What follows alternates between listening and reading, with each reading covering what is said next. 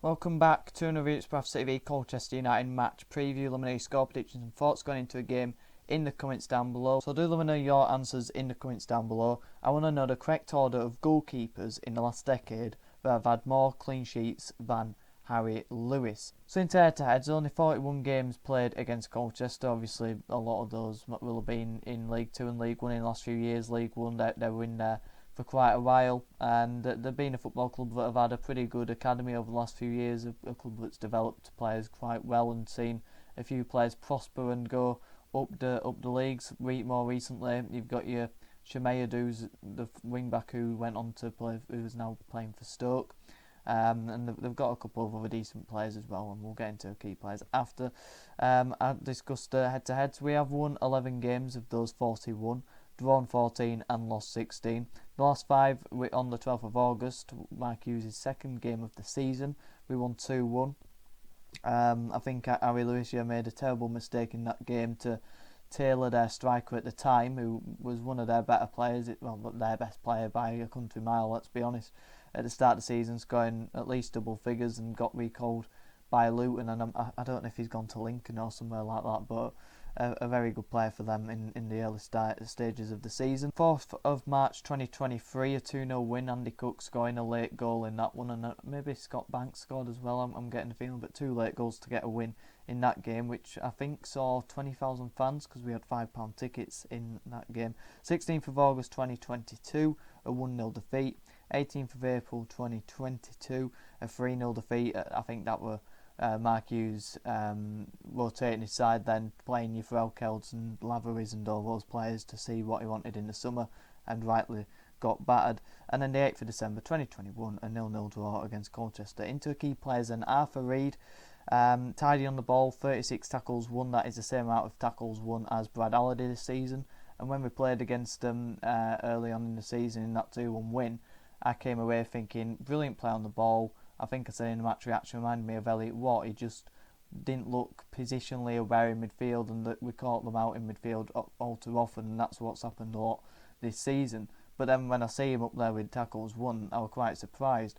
So I think it was more of a system problem at the start of the season under Ben Garner, and obviously we'll probably see a big difference under Danny Cowell, but we'll get into that later. But yeah, very good player on the ball, Arthur Reed.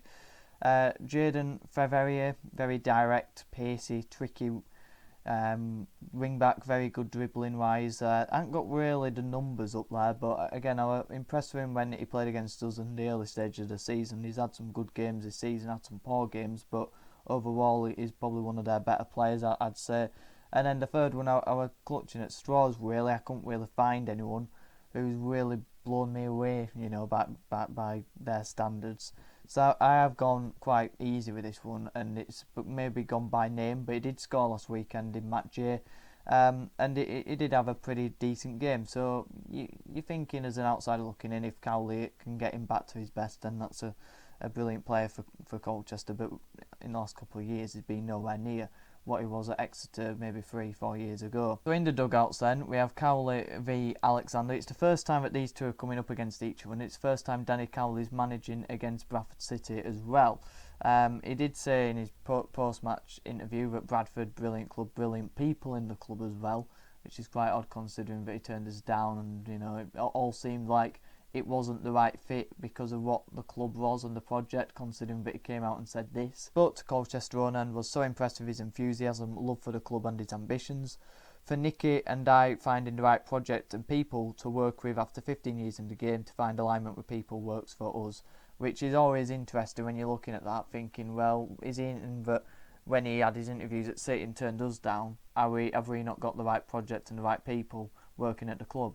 And I think that's something that we can all definitely agree on, or at least the majority of us anyway. I did want him at City, but at the same time, Alexander looks dedicated and committed to the club and focused on winning football matches for us. If Cowley wasn't feeling it 100%, I don't want a manager who's not 100% committed. He did say as well that he wants to improve and focus on the defensive side, the out of possession side at Colchester. So I think that's something we'll probably see. But he's had great success in the game, obviously. Lincoln taking them up the levels, and before then at Braintree and Concord Rangers had a pretty good run. Portsmouth didn't really work out, but Huddersfield kept them up. So everywhere he's gone, he's made an impact, and I'm sure that he will as well at Colchester. He's a fantastic manager. The results, they're just off the back of a 2-2 draw against Swindon, coming back from 2-0 down in Cowley's first game. A 1-0 defeat to Gillingham, that saw the end of Matty Etherington's reign, I think it was. A 5-3 defeat to Wimbledon, which saw them have 10 men in that game as well. A 1-0 defeat to MK Dons, and a 2-1 win against Salford. That was the last time they won in the league. A 4-2 defeat for Crawley, obviously our last defeat and our last game in the league. Between that was a win against Derby. 1-0 defeat to Crewe as well, not a good performance. A 0-0 draw to Stockport, dire, and a 2-2 draw to Morecambe. We were 2-0 down and showed good character coming back, and a 3-1 win against Doncaster for our last win. So not in good form whatsoever. 4 games without a win in the league, so we need to get back to winning ways in the league.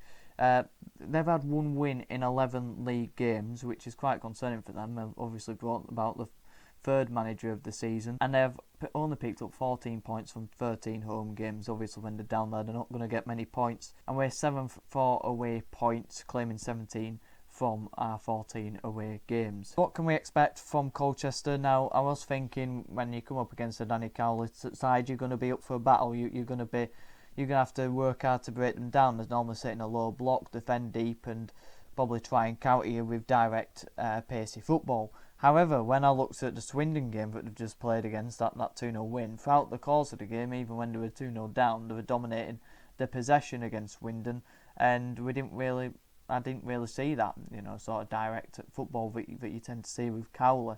They had 64% possession against Swindon, so whilst I think that's how they'd play judging on past Cowley teams, maybe is slightly evolved, so there's still an unknown quantity really, but throughout the season they have been poor defensively, and they've been all over the place, and you still saw that against Swindon, so big improvements need to be made in that area, and it's certainly an area we can exploit. Ref watch if you want. Looking at the referee, Scott Simpson, he's refereed City only the once, and that was a 1-0 win against Wimbledon under Kevin McDonald as caretaker manager. He issued 5 yellow cards in that game, and in League 2 he's only refereed 9 games with 55 yellow cards and 1 red. That red I think was in his first League 2 game last season, so an up and coming referee if you want to look at it like that. Hadn't refereed too many games at this level. You've got to start somewhere though, and obviously if his only game was a City win, that always bodes well. So then quickly through my starting 11 for the game. Let me know yours in the comments down below, and what do you think of new signing Walker? The video should be out tomorrow. So Walker starts it in goal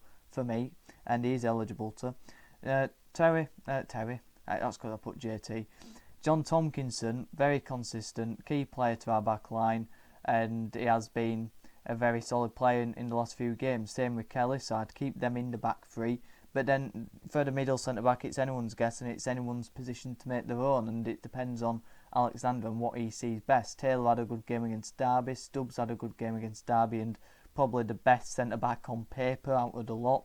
And Platt, I thought he was really poor against Crawley, and in recent games he has slightly dropped off, but then he's had some brilliant games as well.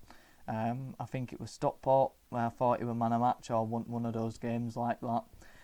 So I think he's the most droppable, and so I'd start Stubbs in the middle of the 3. I think he deserves another chance. Scoring as well against Derby, not really celebrating. Does that mean something? Halliday, you could keep Gilly there, but obviously Halliday's got to start for me. In the midfield, Smallwood and Gilly start again with Gilly. Maybe a bit fatigued. He could have played McDonald, but maybe bring McDonald on to take Gilly off to maybe control the ball a bit more, because I was impressed with McDonald, but I think you've got to look at that midfield and say, can McDonald play Tuesday, Saturday, and then again next week? I don't think he's got the legs to do that, especially considering he hasn't played since MK Dons in October. I'd be sure.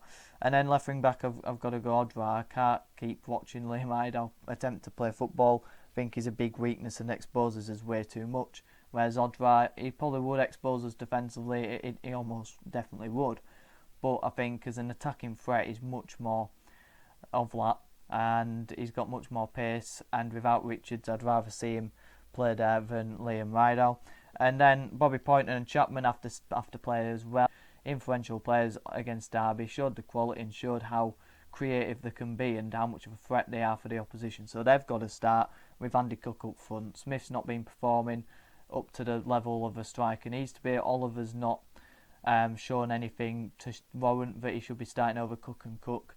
He's Andy Cook, and he still scores goals, and he's a very key player to our overall system. Even if he doesn't score, he still does a lot of selfless work as well. So that's my team. Let me know yours in the comments down below. I'm predicting a draw. Go with a 1-1, a 0-0 draw. I'll go with a 1-1. I don't think there'll be many chances in this game. I think Colchester under Cowley will figure out how to keep us tight, and we have one of the worst goal ratios in the league. We can't create many chances, and when we do, we're not clinical enough to take them, and that's what I've seen over recent games as well. So I don't think either team are good enough going forward. If you did like today's video, please do subscribe if you're new as well, on the road to 300 subscribers. Let me know your thoughts on the topics we discussed and the quiz, the lineup, your prediction in the comments down below, and have a good one.